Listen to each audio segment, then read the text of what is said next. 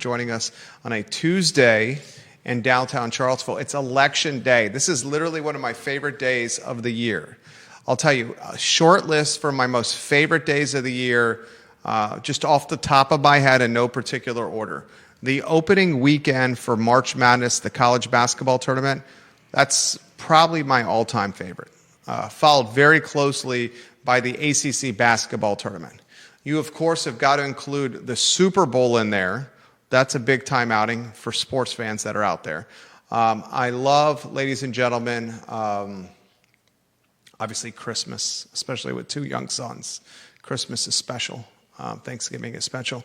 But Election Day is on that short list for yours truly of those 8 or 9 most favorite days of the year. Now, this particular Election Day, at least for me, doesn't have the same pizzazz, Judah likes to say, je ne sais quoi, as other election days, because we don't have a ton of contested elections. Sally Duncan in the Jack Jewett District, no competition. Ned Galloway, Ned's a friend. Love you, Ned Galloway. You watch the program, Supervisor Galloway. This is the 3rd straight time Ned Galloway in the Rio District will run unopposed, Judah. The 3rd straight time for Supervisor Galloway. The only contested election in Albemarle County and its Board of Supervisors race is Scott Smith, who's a bit of a newbie to Albemarle County, moved here right around COVID, and Fred Missel, the UVA Foundation employee who's been in here, who's lived in Albemarle County for an eternity. That's my district, the Samuel Miller district, so I'm going to be watching closely. I do expect viewers and listeners, at least my political crystal ball is suggesting, and I think I have a wand here. Bill McChesney, no, the great Giardini is not returning. What was your name, Judah? I don't think it's worth... Oh, come on. What was your name, Judah? What was your name? The Bubini? Oh, yeah. That's Neither Giardini or Bubini are returning. But we'll do some crystal ball predictions. And my prediction is Missile wins by double digits. We'll talk about that on the program today. We're going to talk that Route 29 Holiday Inn apartment conversion, Judah. 191 apartments, Judah. Make sure you have a little who, what, when, where, why up there. 191 apartments right smack dab in the middle of the cock block. Smack dab in the middle of the chicken strip. 191 apartments right next to Fried Chicken Alley. 191 apartments, Judah, next to Raising Cane's that legitimately needs a security guard to direct traffic because the Raising Cane sauce is that good. We'll talk a Holiday Inn apartment conversion on today's program. Also on the show, viewers and listeners, we are going to talk Glenn Youngkin giving the University of Virginia and the Department of Justice some praise, some props for an agreement that was reached. Youngkin is on his way out. And right now, Youngkin does not give a duck. Quack, quack, quack. He does not give a duck, quack, quack, quack at all. And he's straight up praising Trump and the University of Virginia and this DOJ on this agreement that has been reached that is infuriating Virginia Democrats. We're going to talk 303 Alderman Road, ladies and gentlemen. That brick rancher that was purchased about a year ago is now under contract. Evergreen builders and Evergreen development are literally on the cusp of shedding from their holdings 303 Alderman Road, which went under contract, fairly quickly. I mean, you're basically just over 30 days that this went under contract. A $949,000 asking price. I'm not saying it's trading at full ask. Only time will tell. I think this will close in calendar year 2025. So it will count to this year's sales data. Evergreen purchased this in June of last year for $835,000, and they wanted to build 6 luxury brownstones, much to the outcry of the Tony Lewis Mountain neighborhood that worked quickly against Evergreen and pulled covenants and restrictions, not from yesteryear, not from years past, but from generations ago, and utilized them as leverage against the developer and the home builder. We're going to talk on today's program about Ryan Odom. He got his first victory last night. The The Who's are 1-0. They dominated Ryder. Ryan Odom not only got his first victory, but his son entered in the game late in the contest and scored a bucket as well. And goodness gracious, what a way for Virginia to start the Ryan Odom era by showing a completely different style of basketball, an up-tempo, fast break, aggressive baseline-to-baseline style of play that really had a lot of us watching either at the John Paul Jones Arena or at home on television just in awe and excited. And speaking of exciting, how about the St. Anne's Belfield Academy product, Chance Mallory? Chance Mallory, I'm going to say it right now, my favorite player on the roster, Chance Mallory. Chance Mallory is 5'8" on a good day. He's a first year. He is lightning quick. He plays balls to the wall hard. He has an undoubtedly, contagious zest for life.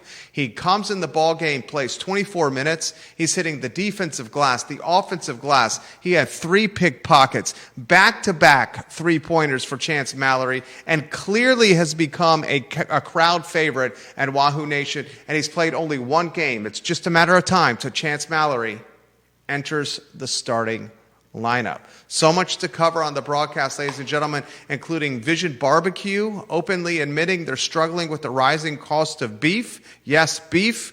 Wake Forest at UVA on Saturday night.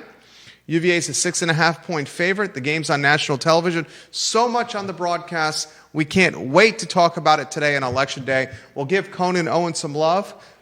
Locally owned and operated, Sir Speedy of Central Virginia are stars in the small business community. Conan Owen, Sir Speedy of Central Virginia. They handle our printing needs, our signage needs. Conan Owen, Sir Speedy of Central Virginia. He's a Darden graduate. And ladies and gentlemen, he can help make your logo just have fantastic applications. He'll help scale your logo. He help create, enhanced visibility for your signage and your branding needs. Sir Speedy of Central Virginia. Alex Boucher, welcome to the broadcast. Neil Williamson, welcome to the broadcast. Michael Ivey, welcome to the broadcast. Viewers and listeners of all shapes and sizes, thank you for joining us on the show. Jason Noble says he's not optimistic for Election Day. Jason Noble, Republican and a conservative. I think I could say that, right, Jason Noble? Judah Wickhauer, studio camera. Let's showcase our fantastic studio. You're looking at probably, 75 to 80,000 in technology right here. And then our human capital, the director and producer of the show. I mean, look at this guy. He's got GQ looks. He's got the fashion sense of someone out of Vogue magazine. He's chiseled. He's got the Midas touch. He's freshly manicured. And boy, oh boy, ladies, he's single and he's ready to mingle. And his name is Judah Wickhauer. It's Election Day, Judah. Should conservatives and Republicans be cautiously optimistic? Should they be prepared to be disappointed? Is this going to be a landslide Election Day where Democrats are going to win across the board? You got top of the ticket all the way down to Albemarle County School Board and Charlottesville City School Board where you can pontificate about. Judah Wickhauer, the show is yours. I really don't think we're going to see a whole lot of surprises. Our area has never gone big for Republicans. They go to the top of the ticket. Even anyone he really knows how to sell a show, doesn't he? Even anyone, even smacking of the slightest bit of being a Republican. It doesn't matter what the race is. It doesn't matter what the seat is. If someone even looks a little bit like a Republican, chances are they're getting run out of town. Okay, I'm going to cut straight to the chase. The yin to Judah's yang over here. The top of the ticket. Spamberger beats Winsome Earl Sears by 8 points. If I put the over-under at 7, if I put the over-under at 7.5, I'd take the over on that. Spamberger beats up Winsome Earl Sears. And the best thing about the end of today is you, the viewer and listener, Judah and I, and my children, my wife and I's boys, do not have to hear another Abigail Spamberger, Winsome Earl Sears ad again. My least favorite of all the ads this political cycle is Abigail Spamberger's funded ad where she has Winsome Earl Sears going, I'm talking. You know the ad I'm talking about, right? I think so. She yeah. takes a clip from Winsome Earl Sears where she's trying to control a room and is clearly being interrupted, and Spanberger uses that to her advantage by making Winsome Earl Sears look like a raving lunatic. Okay? It's mudslinging at its finest right now. The top of the ticket, I don't see any surprises happening. Yeah. The only surprise that could have happened was the momentum the Democrats were building thanks to the disenchantment of Donald Trump in office and what he's done to Northern Virginia, the political landscape across the Commonwealth. At the Attorney General race, there was some talk that Jay Jones could beat the incumbent Jason Miyares, and then we saw the skeletons in Jay Jones's closet rear their hideous heads. If Jay Jones beats Jason Miyares for the Attorney General race, Virginians are genuinely electing someone who wants to kill police officers, wants across-the-aisle opponents murdered, and wants to see the cross-aisle opponents murdered have their kids die in their mother's arms. He put this in text messages. This is an insane, raving, unstable lunatic in Jay Jones. You elect that guy, and it's going to humiliate the Commonwealth across the board. Spanberger wins by 7 points or more. Check. Jason Miyares takes Jay Jones, and we hopefully never have to hear Jay Jones' name again. Check. The lieutenant governor race, does John Reed stand a chance? I think he does. You don't think he does? John Reed, we're going to give John Reed a fighter's chance in this. All right, Judah Wickower says that he has a fighter's chance in this. Despite this extortion, despite very little political experience outside of being a Richmond radio talk show host, Judah Wickower says Jay Jones has a chance, or John Reed has a chance. Time will tell. Regardless, this is a wonderful day. And it's a wonderful day because we're exercising our right for democracy. Yep. This is a day, even in landslide elections, even when victory seems apparent and in lopsided capacity, we still go out and vote. My wife and I took our two boys to the voting booth today in Ivy at Ivy Elementary School. We wanted some Krispy Kreme donuts. At least our two sons did. We didn't get the Krispy Kreme donuts. Oh. You know what, honey? We didn't even get a photo with you and I and the boys. Goodness gracious, we missed a memory.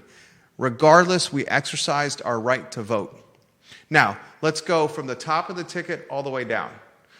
Locally, delegate races. Christina Coulson, is she running unopposed? Amy Laufer, is she running unopposed? Yep. These delegate races, really meaningless in Albemarle County and Charlottesville because there's no competition. If we want some competition to chitter-chatter about, and it is a talk show, ladies and gentlemen, we'll go to the Samuel Miller District, my district, and see Scott Smith, a newcomer to Albemarle County, challenge Fred Missel, a stakeholder and longtime Albemarle Countyan. Judah Wickower, can Scott Smith beat Fred Missel? Albemarle County Board of Supervisors. I don't think it's possible. I think it's just you can't run as a Republican in Charlottesville or Albemarle County and expect to make a lot of ground. The biggest mistake Scott Smith made was the mistake he made on day one of his campaign when he ran as a Republican. Scott Smith, if you wanted to win this race or have a fighter's chance at winning this race, you do it as an independent. Yeah. Once you put the R next to your name, Sad, or you associated yourself with being an R, you had no chance of winning. Sad but true. Okay? Furthermore, Scott Smith, I respect what you're about. I appreciate the effort you're doing, especially someone new to Albemarle County. You did not go balls to the wall with aggressive politics on attacking Missel and his employer. You just did not do it. And as a result, Fred Missel, over under is 10 points. Does Missel beat Smith by more than 10 points or less than 10 points? Judah Wickower, what do you got? I think more than 10 points. I'm with you. More than 10 points as well. Slam dunk race. I think the only true storyline in this election cycle, the only storyline to follow in this election cycle for Charlottesvillians and Albemarle Countyans is on the Charlottesville School Board. And the question is this for the viewers and listeners. Does the most notorious activist, the most significant activist, the most noteworthy, or what's the opposite of noteworthy? Notorious, I would say. Yeah, notorious. Okay, depending on how you view her, either the most noteworthy activist or the most notorious activist, Ziana Bryant. Does she win a spot on the Charlottesville School Board? That's the storyline to follow this election cycle. And Judah Wickhauer, I'm going to ask you, does Bryant get a victory? Does she push out one of the incumbents that's running for their 3 seats or pursuing another term within their 3 seats? I don't think Deshad Cooper's going to get a spot on the school board. At that point, Cooper's lost what? A city council race? He's lost a school board race. Might be time to hang up the spurs and put the saddle in the back of the barn, Mr. Cooper. Ziana Bryant, does she win a spot on Charlottesville City School Board?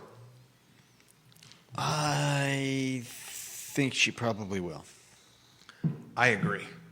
I think she's got the clout to get enough people just to come in and vote for her. Whether or not they were going to vote for anything else, I think she can pull in a lot of people. I think Ziana Bryant is your next Charlottesville School Board member. And I think when Ziana Bryant is elected to the Charlottesville School Board, you're going to see a further divide of the wealthy and the marginalized student within public schools. When Ziana Bryant is elected to the school board, you will see resourced students from wealthy families, further jettison from public schools. They will jettison Charlottesville public schools for homeschools and private schools because eventually their parents are going to be like, wait a second. The woman who tarred and feathered Morgan Benninger is now dictating the pace, tempo, and future of my kids' public school education and how taxpayer dollars are spent? What is going on here? They're also going to say that the school board is just getting further and further, going further and further to the left. And is it, Judah? Is that true? I would tend to think so. I would tend to think so as well, my friend. Vanessa Parkhill is watching the program. Her photo on screen. Vanessa, the Queen of Earlysville, says this. I just heard on the radio that Albemarle County was 60-40 Republican about 25 years ago. That sounds about right because the county definitely leaned red when I moved to Virginia in 1990. Now it's gone from purple back to blue. And I'm going to straight up call out the Albemarle County Republicans. The Albemarle County Republican Party. And Nancy Muir is the interim chair right now after the unexpected resignation of John Lowry. If Nancy Muir and the Albemarle County Republicans do not figure out a way to youngify their party, Albemarle County is not only going to transition from purple to blue, it's going to be like, where do you transition from blue? What do you It could go from purple to blue. What's further blue? What's the leftist of blue? Chapel Hill blue? Carolina blue? UNC blue. Is that the leftist? That's where Albemarle County's heading. UNC Tar Heel blue, ladies and gentlemen.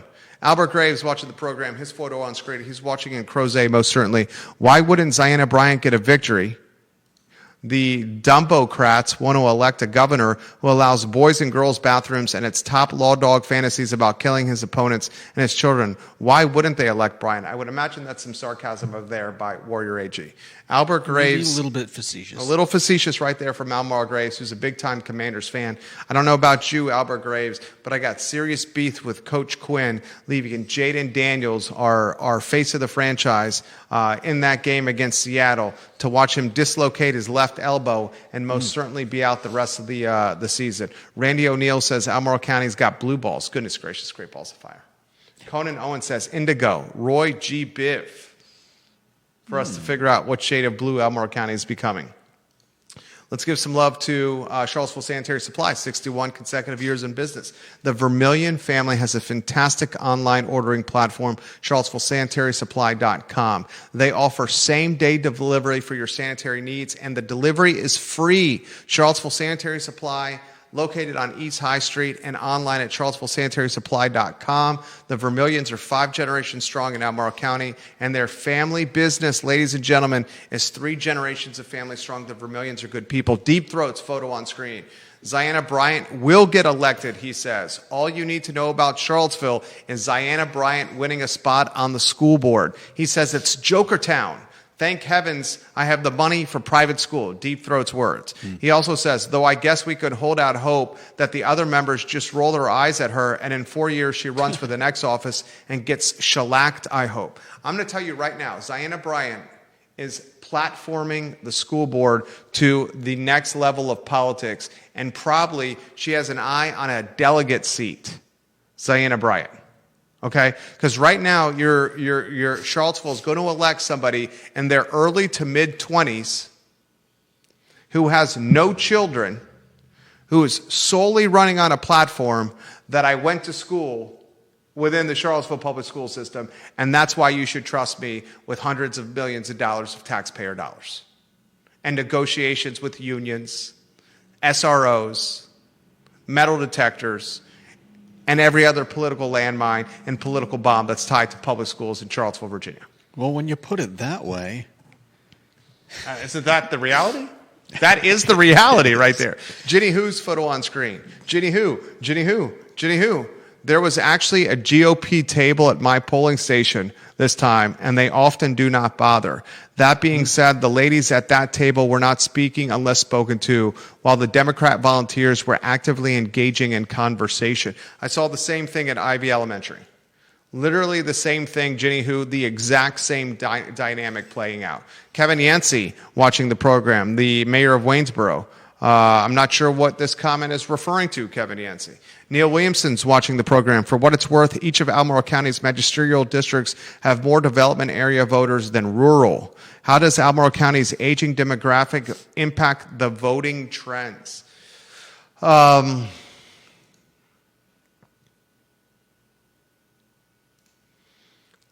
Development area voters than rural. How does Albemarle County's aging demographic impact the voting trends? Albemarle County's aging demographic and age would often suggest center aisle ideology and perhaps conservative ideology because of a need to preserve wealth into retirement. And conservatives and Republicans are often platforming less tax exposure, where Democrats are much quicker to spend your dollars and Judah's dollars and my dollars. But Neil, I would say the aging demographic in Albemarle County is so skewed to a higher education ideology, a UVA ideology, so skewed to Charlottesville's ideology, and frankly, so skewed to because of obscene wealth, that its ideology is one of a very liberal perspective and voting tendency. You're not going to see Albemarle County's ideology change anytime soon, and that includes, much to Neil's disappointment, the expansion of the development area. One thing that the voter base in Albemarle County is pounding its chest about is keeping development in check. And you know, housing affordability activists are not going to want to hear that. But that's the political tea leaves in Albemarle right now. And as Albemarle goes, is how Central Virginia goes. Jason Noble says the Albemarle County Republican Party, you're right, is so old. Albemarle County Republican Party is I hope they hear this. And I've been in these rooms before, and Nancy Muir is not going to like what I'm saying right now. I think the Albemarle County Republican Party has actually taken one or two steps back since Glenn Youngkin and Donald Trump shocked the Commonwealth. Yeah. When there was momentum with Youngkin topping McAuliffe, and that momentum led to a Donald Trump beating a sleepy Joe Biden, and that momentum has been not just extinguished, but it's been urinated upon. Utterly urinated upon. I don't think they even knew it was there. I think they knew what it was. I think they absolutely knew it was there, but they did not know what to do with it. Jim Hingley watching the program, his photo on screen. If Ziana Bryant wins and Deshad Cooper loses, as you predict, both incumbents will win, and Bryant won't push out an incumbent. Right. Deep Throat watching the program. He's got comments coming in. I don't know about old equals conservative anymore. You look at the No Kings protests, peak boomer cringe. Lots of white hair. Lots of white hair. Oh, goodness gracious. And Jeannie Hu says the same. I don't think that holds true anymore. It's the boomers supporting those No Kings rallies. Literally, Jeannie Hu is saying the same with Deep Throat. Okay, I'll stand corrected. And I have seen the B-roll footage of the No Kings protest. It's a lot of boomers there. Yeah. I think that's generally the case. I think you're right, but in this area, it just doesn't hold true anymore. And in the surrounding area. Okay, then how about we ask ourselves this question? Here's a question for you, the viewer and listener. What are the characteristics of the 2026? Because we're at the end of 2025. What are the characteristics of the 2026 Republican Party? Is the 2026 Republican Party the Charlie Kirk advocates and evangelists and followers? What is the 2026 Republican Party? I think some of the old standards are falling by the wayside this election. What does that mean? That means that the older age set is no longer consistently moving towards the middle. We're increasingly, split, and that split is not, like a minor, quibble over a couple things in the center aisle. It's 180-degree differences in opinion, where you see boomers out at No King's Day. Neil Williamson watching the program, I get what you're laying down, Judah.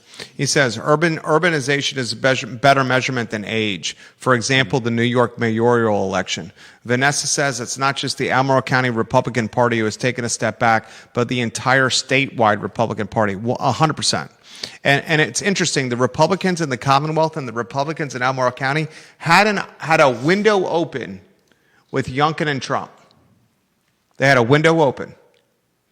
And they couldn't figure out how to take that open window and turn it into something bigger. That window has since closed. And they're not even the wallflowers at prom. When you went to junior and senior prom, you most certainly were in the center of the dance floor. And you most certainly were captivating Judah, everyone's attention, with the head cheerleader on your arm, doing the best dancing possible on your way to prom king. Okay? But we all know at junior and senior prom, there are those individuals that are posted up with their back against the wall as wallflowers. The Republican Party in Virginia and in Albemarle County are not just wallflowers at the prom. They were not even invited to the prom. They're sitting in their parents' basement right now watching YouTube, doom scrolling YouTube. That's where they're at right now. Okay. Next headline, Judah Whitcower, what do you got? Put it on screen. 102 marker on the talk show. Upside, downside to 191 apartments coming to the Holiday Inn. All right, you want to who, what, when, where, why me real quick? There's an out-of-market developer that's purchased a Holiday Inn. Yeah.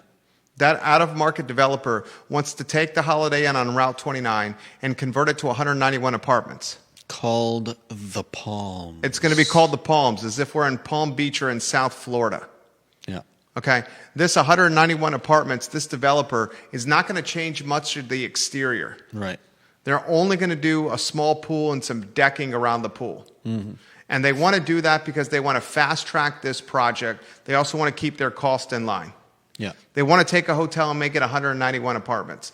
The crazy thing is, this is where the development should happen. I'm all for this project being on Route 29, the density, the amenities. This is where the development should happen. I do want to caution or put this on the record. Can you imagine 191 apartments smack dab in the middle of the cock block?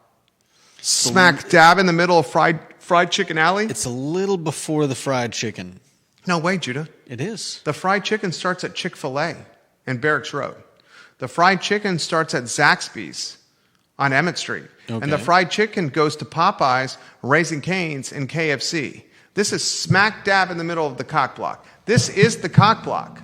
So when you're navigating Route 29, and maybe you're Judah on a Tuesday afternoon when Jerry's got a meeting off-site with some clients, and he doesn't realize that Jerry's got a GPS tracker on his fantastic Ford, and he's watching Judah's red Ford sedan come in and out of Ultimate Bliss while having a stop at Knight Brothers for a hamburger and a couple of cold Budweisers while on the clock. When you're trying to make your way back to the office, type of time in the afternoon. When you're trying to make your way back to the office, lunch on a Tuesday afternoon to beat me back to the shop after I'm leaving my meeting, you're going to have to deal with 191 apartments.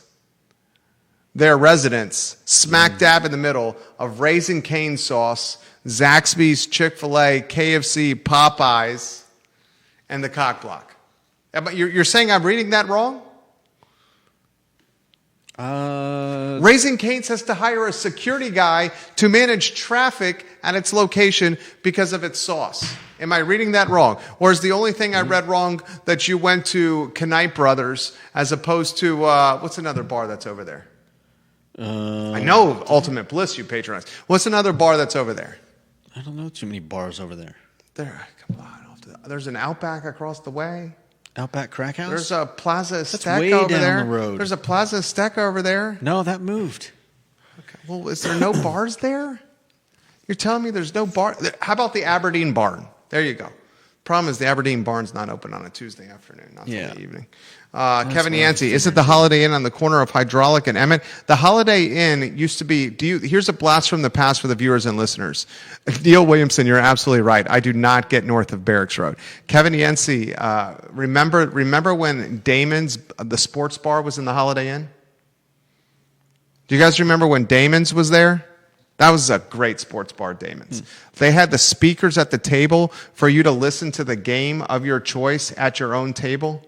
I spent many a day at Damon's, ladies and gentlemen. Albert Graves, did you? Conan Owen watching the program. No way they are getting 191 luxury apartments into a 170-room hotel. I think it's a great location for moderate, low-income apartments. How many more pedestrian accidents will we have from people walking to Trader Joe's? The new pedestrian bridge can't come soon enough. It's in the wrong direction. Yeah. You want to tell them what you mean by that? No, the pedestrian bridge is crossing Route 29 on the other side of Hydraulic from the Holiday Inn. So there's really, even if they did get to that bridge, they'd just be crossing away from Stonefield. 191 apartments at that Holiday Inn, to his point, are going to be an extremely tight fit. You can't even do micro apartments because a hotel room is already micro enough. Yeah. So I'm curious to see how it happens. I will say this. This is where the development is supposed to happen. And Neil Williamson, you're hearing me right now. I am for this development project. I am for this development project. A hotel conversion. I think it's genius. Next headline, Judah Whitcar. Put the headlines on screen. What do you got? We've got a fake threat at UVA. Man, this is such a sad story. Yeah. My wife, I was with my wife yesterday when this came in, and when she got the notification on her phone that there was an active shooter on grounds at the University of Virginia, I literally watched her catch her breath. She went, like her breath was taken away from her. Wow. She was genuinely scared. And this active shooter threat was a fugazi. Yeah. It was like it was a fake. And there was no merit to the threat. But for 2 hours, grounds and students and parents and locals alike were terrorized. Yeah. We were frightened. Because we all know the horrors of active shooter. Yeah. It's one of the scariest things in the country now is this active shooter phenomenon where someone's willing to go shoot innocent bystanders and then take their life. Yeah. It's the 2025 version of the kamikaze pilot. It's terrifying. Okay? And when we hear the 2025 version of the kamikaze pilot, our breath gets taken away. And I'm going to say this, if they figure out in their investigation who was the impetus of this active shooter, that active shooter impetus should have the book thrown at him or her. Oh, yeah. Because this is the low of the low. Yeah. The low of the low. Thank God, thank the Lord, God-fearing person, both of us, that this didn't materialize into anything. Amen. Next headline, Judah Wickhauer, what do you got? We have Youngkin praising UVA. Youngkin right now, he don't give a duck. Quack, quack, quack. He's like, dude, I got like 60 days. He's on the way out. I'm on my way out. I don't care. It's like, he didn't even, you know what? Youngkin didn't even have to say anything. Youngkin legitimately did not have to say, good job, Donald Trump. Good job, UVA. Good job, Department of Justice. Great job coming to this agreement that eradicates diversity, equity, and inclusion and open up the University of Virginia's books for the DOJ every quarter to audit them, to make sure that they're keeping their word and their promise. Youngkin didn't have to do that. But you know what? That's true. Youngkin doesn't care. Dude's on his way out. The only thing left for Youngkin, what's left for Youngkin? Maybe he's scuttlebutted for the Republican nominee. Maybe he's in a brouhaha in a Republican primary. Maybe for president. We're talking president here, right? Yeah. I doubt Youngkin thinks U.S. senator. I mean, he's got more money than he knows what to do with. What's Glenn Youngkin's net worth? If I had to put the over/under at $300 million, do I take the over, or do you take the over or younger on over or under younger on $300 million, Judah, for Youngkin's net worth? I'll go over. Smart man. According to AI, he's got a net worth of $440 million. Man doesn't need any more money. Nice. Doesn't need any more money. Right? So he doesn't give a duck. Quack, quack, quack. He's like, props to Donald. Props to the Board of Visitors. Props to the DOJ. Great agreement. And he's literally doing it at a time when Virginia Democrats, this is fueling their fire and galvanizing the party through infuriation. Virginia Democrats are being galvanized here because Trump is literally infiltrating the Commonwealth in so many different capacities. This isn't about politics. This is reality. The government is on lockdown. Today marks the second longest. No. I think it's a tie for the longest. What day is it today? Is it day 35? Wow. How long has the government been shut? I think it's day 35. Yeah, 35. The most significant historical shutdown include the 35-day shutdown of 2018-2019. Wow. This is 35 days so far. Okay? So here you got a president, and I'm not saying this is tied to the president. I'm not saying this is tied to Republicans. I'm not saying this is tied to Democrats. It is what it is. We have a government that's been shut down for 35 days. Guess what state or commonwealth has a lot of government workers? We have a presidential term that started with Elon Musk and DOJ, the Department of Government Efficiency. Guess what state has a lot of government workers? We have a government and a president that is literally going after the University of the Commonwealth, UVA, one of the most premier public universities in the world. Mm. And then Glenn Youngkin's like, good job. Well done. It was a fair deal. It's a fair deal. I mean, he's not entirely wrong. He's giving the one-finger salute to Virginia Democrats. That's what he's doing right there. And he's doing it because he's on his way out. Virginia Democrats are saying, duck Youngkin. Next headline. What do you got? Next up, 303 Alderman. 303 Alderman Road. Do you have pictures? I might. 303 Alderman Road in the Lewis Mountain neighborhood, ladies and gentlemen, is under contract. 303 Alderman Road is under contract. This was the rancher purchased in June of 2024 for $835,000 by builder and developer Evergreen. This home, ladies and gentlemen, is 75 years old. They listed it 30-some days ago for $949,000, and they listed this rancher after having gut the entire house Because if you remember, they were going to build 6 luxury brownstones on this quarter lot in Lewis Mountain, only to watch connected and Tony and sophisticated and wealthy Lewis Mountonians outcry and outrage against this development and leverage covenants and restrictions from generations ago against Evergreen, who clearly had an attorney that didn't do their title homework when counseling them on this purchase last year. Well, Evergreen is about to have their nightmare go away. And this home is now under contract. I'm surprised they didn't just tear it down, but I guess it's a good thing they didn't. I mean, clearly now, if it went pending, Yeah. $949,000 the asking price. Congratulations to Evergreen. That's insane. They are literally about to get out of their nightmare. Next headline, Judah Wickhauer, what do you got? Vision Barbecue struggling. I mean, think about this story. Locally owned and operated businesses everywhere are telling us that they are struggling. Locally owned and operated businesses are telling us everywhere. I had a conversation with a very established grocer. Is that what you call somebody who owns grocery stores? A grocer? Yeah, a grocer. Is it grocer? Grocer. Grocer? Yeah. Sounds weird. A grocer? Can I just say grocery store magnate? This guy's a grocery store magnate, okay?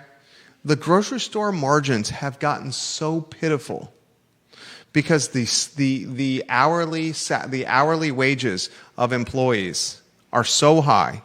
The shrinkage or theft factor is so significant. The rents so elevated. The budgets of consumers so thin that the margins at these grocery stores are like 1, 2, 3 percentage points right now. He's like, I've never seen headwinds like this in my decades plus of running grocery businesses. Vision Barbecue straight up saying, dude, the cost of beef is doubling. Yeah, nearly doubled. He's like, what are we supposed to do with that? We can't take a pork sandwich and charge our customers $29 for it. Yeah. Right? Yeah, and you also can't just take the hit for all of it. Well, I think in a lot of circumstances, they're just barely breaking even to hope the customer stays loyal and consistent. Yeah. That's bananas. And that's sad. And that's what's happening right now.